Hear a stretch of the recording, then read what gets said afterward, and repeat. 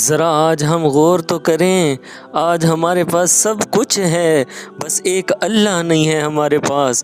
آج ہماری جیبیں تو بھری ہوئی ہیں لیکن دل خالی ہو چکے ہیں، موبائل تو آن ہیں لیکن روح سو چکی ہے۔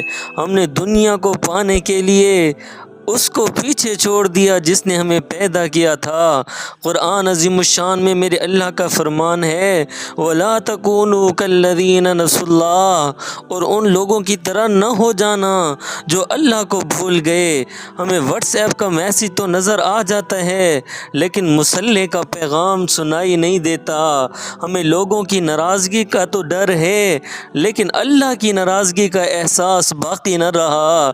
کسی کہنے والے نے کیا خوب کہا، عمر بھر یوں ہی غلطی کرتے رہے ہم، عمر بھر یوں ہی غلطی کرتے رہے ہم، دھول چہرے پر تھی اور آئینہ صاف کرتے رہے ہم۔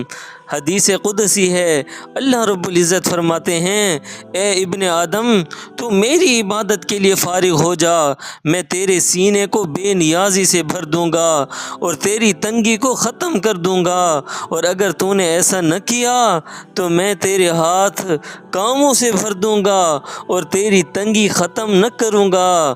او میرے بھائیو، جب کمرہ بند ہوتا ہے، جب کمرے کا دروازہ بند ہو چکا ہوتا ہے، تب کیا ہم اللہ کو یاد رکھتے ہیں؟ کسی کہنے والے نے کہا، جب کبھی گناہ کا ارادہ ہو تو یاد رکھنا، جب کبھی گناہ کا ارادہ ہو تو یاد رکھنا، وہ دیکھ رہا ہے جسے تم نے حساب دینا ہے۔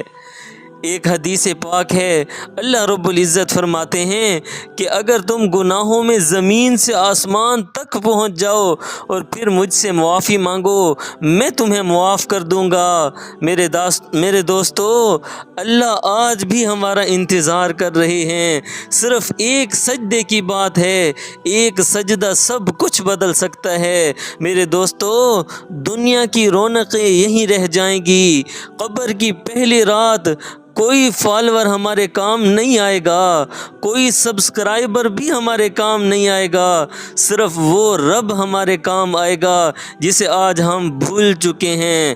کسی کہنے والے نے کہا، ابھی توبہ کر لے اے غافل کہ وقت ابھی باقی ہے، ابھی توبہ کر لے اے غافل کہ وقت ابھی باقی ہے، پھر نہ کہنا کہ حساب کی گھڑی اچانک آ گئی۔